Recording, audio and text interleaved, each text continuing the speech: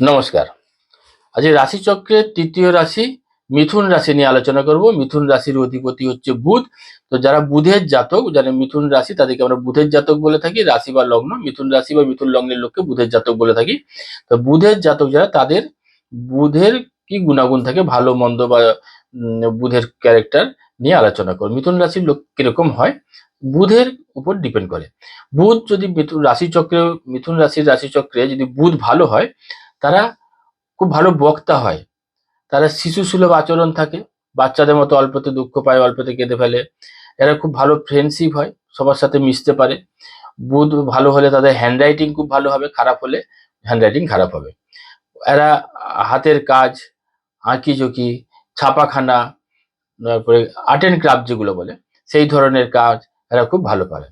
এরা হাতে নাতে কাজ করতে পছন্দ করে। বুধ এর যে মিথুন রাশির যে সিম্বল, তাতে একটি ছেলে আর একটি মেয়ে দেখবেন একসাথে আলিঙ্গন করে দাঁড়িয়ে আছে।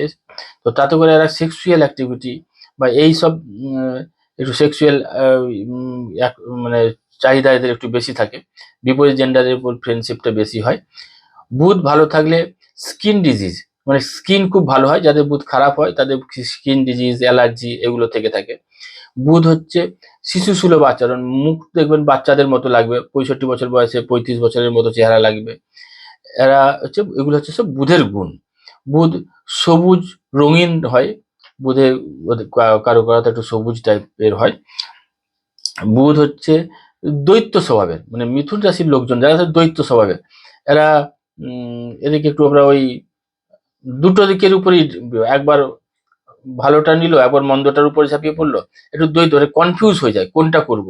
কোনো কাজ করতে গিয়ে উদ্যম নিয়ে শুরু হলো, কিছুটা দূরে গিয়ে থেমে গেল। যখন শুরু করলো তখন এমন ভাবে করলো যেন একদম শেষ অবধি খুব সুন্দরভাবে চলে যাবে, কিন্তু মাঝপথে গিয়ে উদ্যম নষ্ট হয়ে গেল, ওটার উপর আবার এনার্জি কমে যায়। এগুলো হচ্ছে সব মিথুন রাশি, যারা মিথুন লগ্ন, তাদের এই বুধের জাতকদের এই ধরনের চরিত্র হয়ে থাকে। তো যারা আমার এই প্রোগ্রাম দেখছেন, তারা একটা সাবস্ক্রাইব করে দেন আর বেল আইকনে একটা টাচ করে দেন। যদি কোনো জায়গায় মনে হয় যে কোনোটা বুঝতে অসুবিধা হচ্ছে বা আরো কিছু ডিটেলসে বলা দরকার ছিল, তো কমেন্ট বক্সে গিয়ে কমেন্ট করবেন, আমি কমেন্ট ফলো করি। নমস্কার।